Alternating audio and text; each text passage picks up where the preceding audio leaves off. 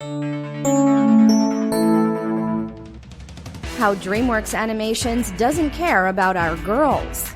Look at DreamWorks Animation's track record and tell me it ain't so. This needs to change, and from looking at their upcoming film lineup, it looks like it will. A boyish past.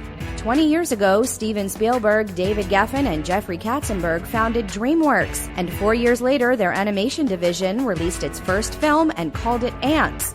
After that film came The Prince of Egypt and then The Road to El Dorado. Notice a trend? All of these films are more tailored to a male audience, for the main protagonist and most of the supporting characters are men. But why? Disney. Disney already had somewhat of a foothold when it comes to animated films marketed toward girls, with their first feature film being Snow White and the Seven Dwarfs. A half a century later, the Disney Princess franchise cemented Walt Disney Animation Studios as the producer of films for your little girl. DreamWorks, a new company, didn't want to try and storm that castle, so they didn't. Ghibli. In addition to this, Disney's alliance with Studio Ghibli built a moat around said castle. Spirited Away, Nausicaa of the Valley of the Wind, and The Cat Returns are just 3 of many examples that show how Ghibli has thrived off of main female protagonists in their movies. Disney's willingness to port those films over to the American market is just another way they are strengthening the castle defenses. Exceptions and alternate tactics.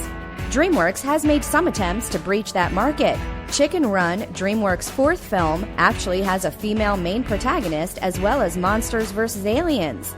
Unfortunately, Chicken Run was created as a partnership between Aardman Animations, so calling it their film is a bit of a stretch. And Monsters vs. Aliens is best described as a boyish film with a female lead character. In the end, both of these films marketed the male characters over the female characters. Fortunately, this isn't necessarily a bad thing. Frozen, an example of superb marketing. Yeah, I know you're sick of hearing about Frozen, so we'll make this brief. Frozen is about 2 sisters, Elsa and Anna, but in the overall marketing scheme of things, Disney shoved Olaf in everyone's face, also known as a minor character who exists simply as comic relief. Not only that, but they called the film the vague adjective Frozen instead of the Ice Princess or something like that.